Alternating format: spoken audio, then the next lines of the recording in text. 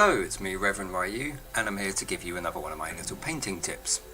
I put out a poll on Instagram to find out if people wanted red or gold, and most people voted for gold. So, gold it is. So a fairly simple one. Started off here with a base coat of Balthasar Gold, gone over with an entire coat of Reverend Flesh Shade. So if you're painting along today, that's where you'll need to get yourself to. So the next step for improving this gold and basically giving it a bit more depth is I normally add a second coat of Reverend Flesh Shade. Not over the entire thing, but just into the recesses. So if I can get my camera to focus up, there we go.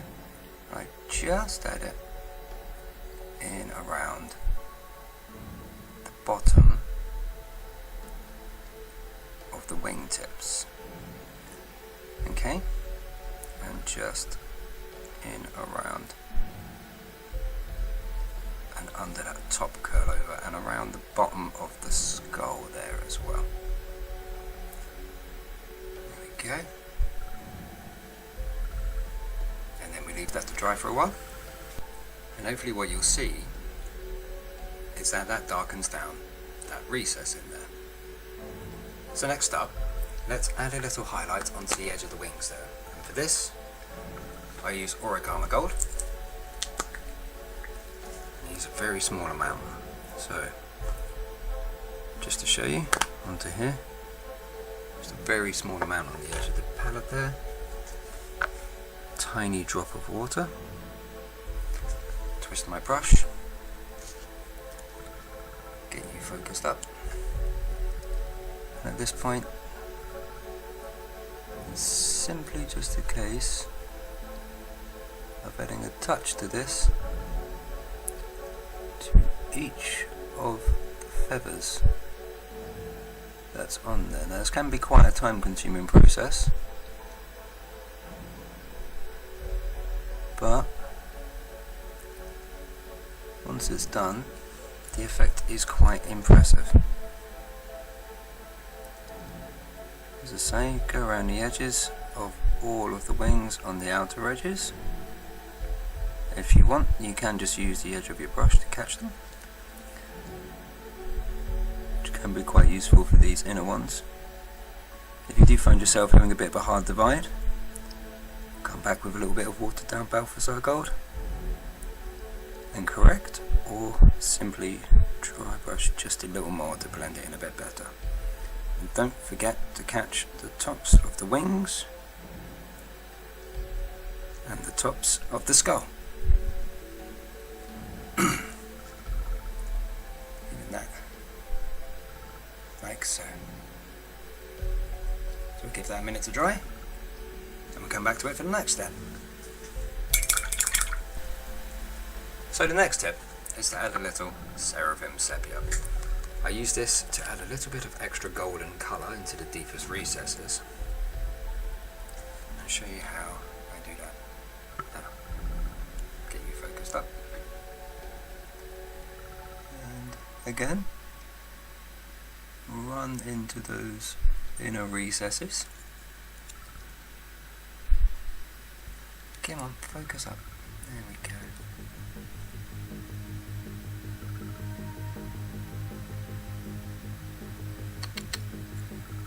Every time it goes in focus, it comes straight back up. Oh well. I just have to do what I can. Hopefully, even with the light reflecting on it there, you can see that that's giving it some epic shade right there.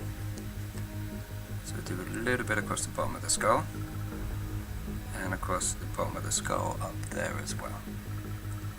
And we leave that to dry. And finally, the highlight colour we'll be adding on the very edge of the wings. Simple highlight of Runefang Steel. Nothing too difficult, as you would with any other metal. Very, very, very thin coat, very small amount of paint. And just right at the very edges of the wingtips here, and across the upper areas. Catch the very edges, the very edge of the brush. In fact, you could even go so far as to put a fractionally too small amount of paint on the brush so that it dries out. Then use the very edge of said fine detail brush to highlight using a dry brush like so. Looking a bit like this. So you can see you've got a huge range of depth all of a sudden on that eagle. It looks a lot more resplendent and rich in colour. And that, my friends, is how I paint my gold. If you're wondering how that looks on something like an ultramarine, here's one I painted earlier.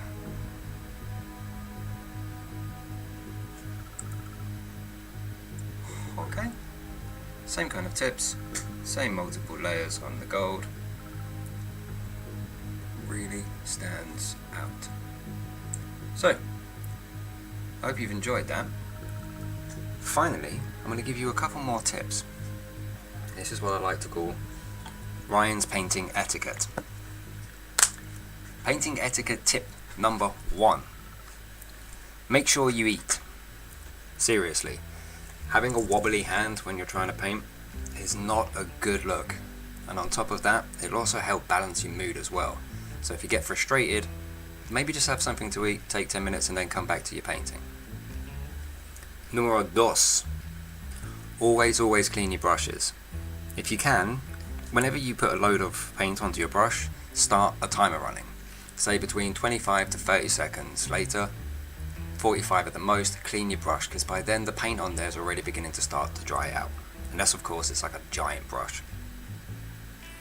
Numero tres. 3. C, whatever you want to call it.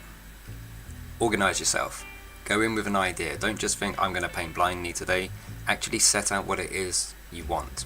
Even if that involves drawing paper, like a paper plan, or designing it online with the Space Marine editor tool. Actually take your time and think about what it is that you want and have an end result in mind. 4. Expect nothing. Don't sit there and give yourself a false expectation of what you want your paint to come out like. Basically, prepare for all eventualities, have all of the paints ready, and prepare to screw up a whole bunch of times. But don't ever expect to succeed straight away. Expect to get better, because that's what you'll do. 5th and finalement, my final point. You are going to screw up. All of us are. Every single one of us is going to screw up really badly when painting at some point or another. So, accept that, put it into your schedule, have a plan of action in mind for when you do screw up, and then when you do, you know what to do about it. You're not freaking out, you just think, oh well, I'll go and grab that bit of Reikland flesh shade and just go straight back over the top. So, to recap, get something in your mush, clean your brushes, calm down, have a good think about what it is you want, and don't expect the worst. I think these are all pretty good tips for a painter. I hope you take them to heart. I hope you've learned how to maybe make gold a little bit more interesting. I know it's not really a groundbreaking process that I do for gold, but I just thought I'd show you how I do mine. So, have a good day, wage war, happy hunting.